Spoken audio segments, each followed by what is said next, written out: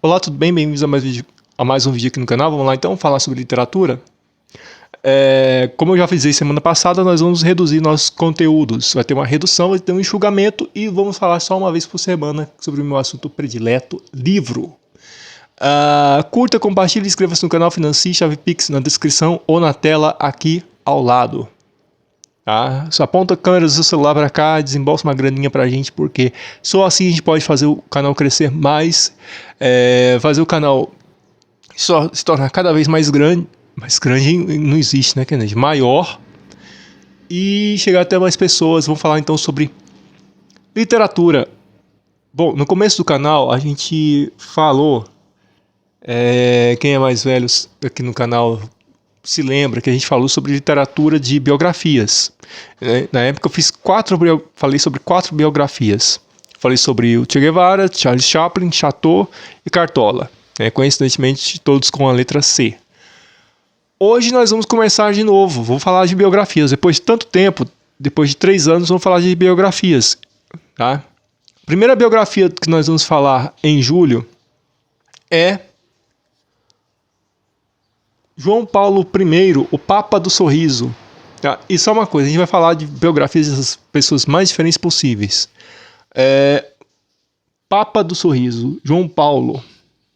O livro é escrito pelo Andrea Tornielli e Alessandro Zangrotto. Vamos lá então falar sobre esse livro. O que esse livro traz, afinal de contas? Quem era o tão conhecido João Paulo I? E pouco mencionado.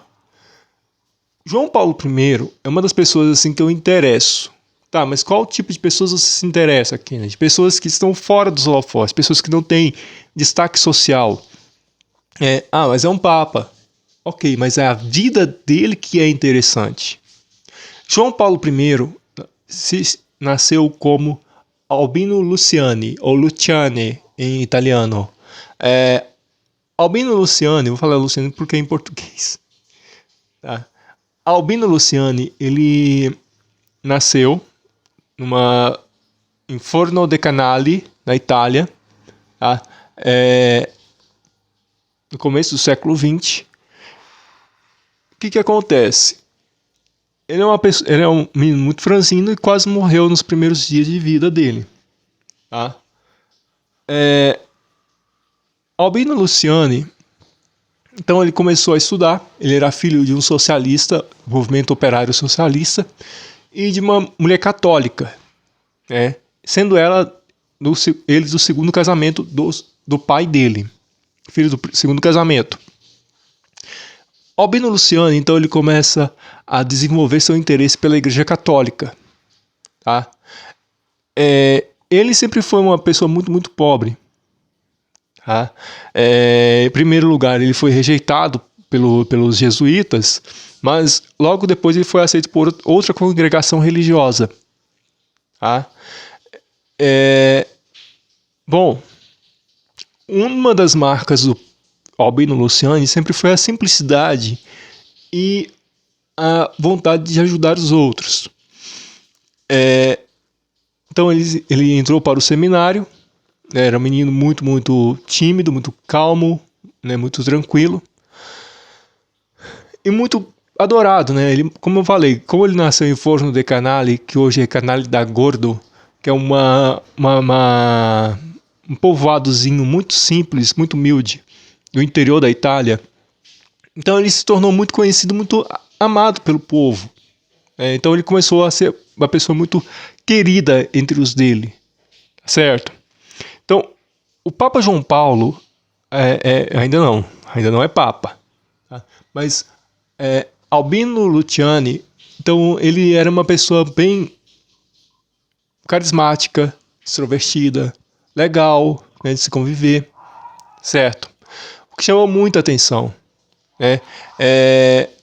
seja para poder ajudar na construção de igrejas, enfim, ajudar a sacerdotes. Um detalhe que eu até comentei ontem com um amigo meu, sobre a vida do João Paulo I, sobre a vida de Albino Luciani, é que ele se negou a fazer juramento de obediência a Mussolini e ao Estado fascista. Tá? Em retaliação,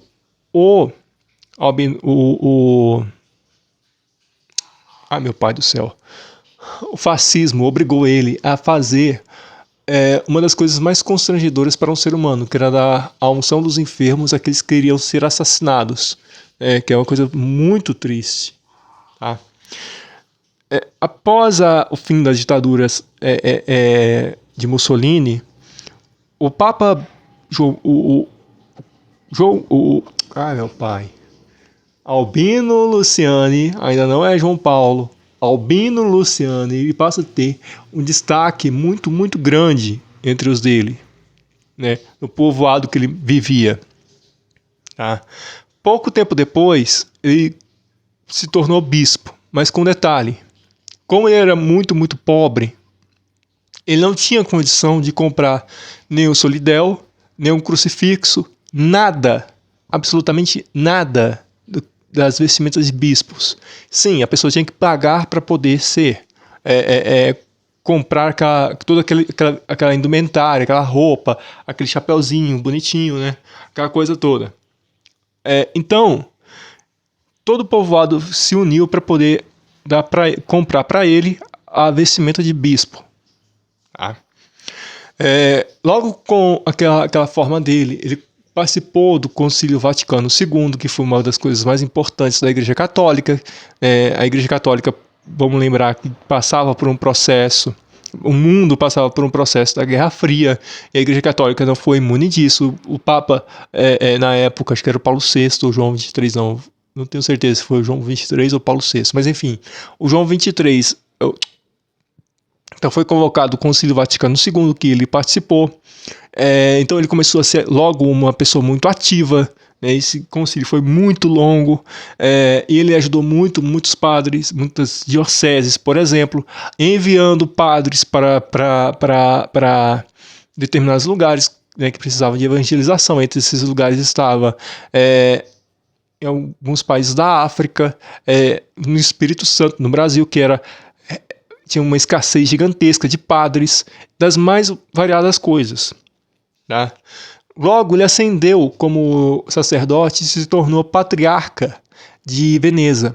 Tá, mas que patriarca é esse, de patriarca de Veneza? Que história é essa? É que em Veneza tem um título especial para bispos.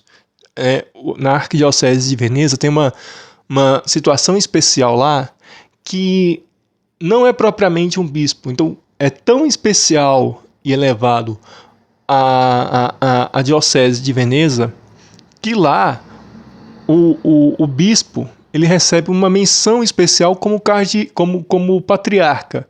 Então, Albino Luciani ele recebeu o título de patriarca de Veneza, tá? O que encheu todo mundo de alegria em Veneza. Tá? É claro que ele não abandonou as raízes, né, de humildade que ele tinha. Logo em seguida, numa das primeiras viagens de Paulo VI a Veneza, uma das coisas que surpreendeu todo mundo, né, foi que a casula ou a estola, não, acho que foi a estola, Paulo VI tirou a própria estola e colocou sobre os ombros do cardeal Luciani, certo? O que era para muitos um prelúdio, né, ai, meu pai eterno. Um sinal que ele seria o novo Papa. Tá? Quando viajou para Portugal, uma coisa que foi interessante, a irmã Lúcia, que foi uma das pastorinhas, né, vamos só lembrar dos pastorinhos de Fátima, que era Jacinto, Francisco e Lúcia. A irmã Lúcia, que foi a última sobrevivente das crianças de Fátima, ela falou para ele que ele seria o novo Papa. Ele não acreditou, né?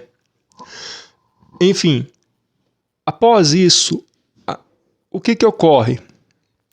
O Albino Luciani, muitos anos depois, em 1978, falece o Papa Paulo VI. Com o falecimento dele, é eleito, então, João Paulo I. Por que João Paulo I, afinal de contas?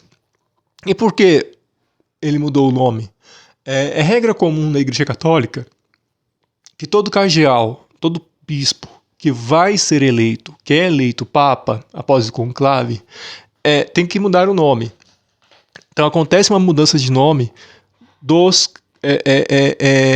bispos, assim como na história bíblica, seguindo o exemplo da história bíblica, de Simão, que se tornou Pedro. Tá bom? Então, ele escolheu o nome de João Paulo em homenagem aos antecessores dele, que era João 23 e Paulo VI. Tá? Foi brevíssimo o período de vida de João Paulo I. Durou apenas 33 dias. Mas a marca de carisma é o que mais cativa a todos os biógrafos que estudam a história dele. Bom, é isso, meu. Muito obrigado a você que me assistiu até agora. Financie o canal via chave Pix na descrição, na tela. Os resultados a vencer das regras importam. Até o próximo. Tchau.